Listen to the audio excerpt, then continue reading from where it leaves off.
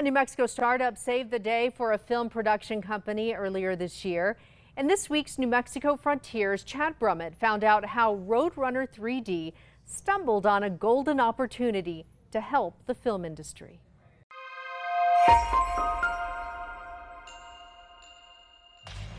Hollywood is finding a call for more practical special effects from movie fans.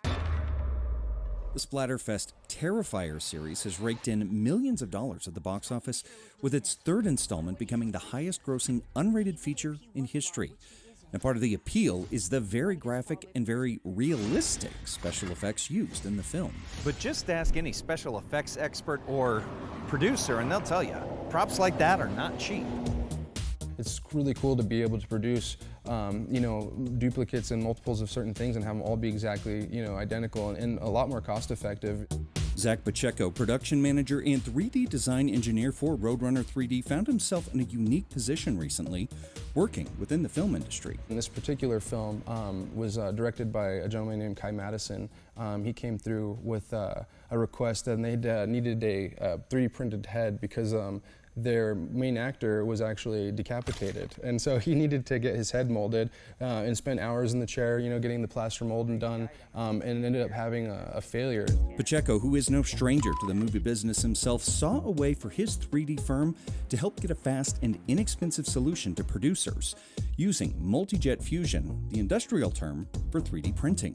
So we invited him to come through, and we had him set up with our 3D scanning system. We got a really good high quality 3D scan of his head, and then I was able to take that mesh and apply it to some forms and create like the neck, and then they also had a request to have some blood and stuff, so we ended up modeling all of that into a final part that we were able to print overnight. This proved to be just one of several applications the New Mexico startup found that it could do well for Hollywood, with prop making things like weapons and other masks following quickly. It was a really cool, process that just kind of came out of nowhere, but it also opened up our eyes to all the different potentials with the film industry.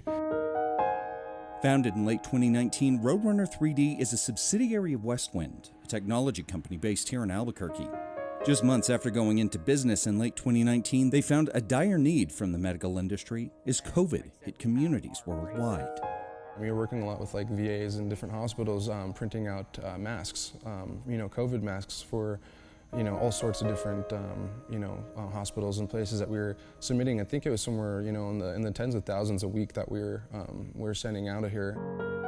As the pandemic subsided, their client list began to grow, including everything from independent artists and model makers all the way up to the Air Force and Los Alamos National Labs. Recently, we've been starting opening our doors to just anybody, in the city that's wanting to further a project or design, or they have some idea that they want to make, into reality. As Pacheco says, using 3D printing can save time, money, and has a potentially greener footprint for more legacy forms of production. And this is all recycled powder that we've collected. Because modeling is all done on the computer, molds can be tweaked and retweaked, making prototyping better for startup companies.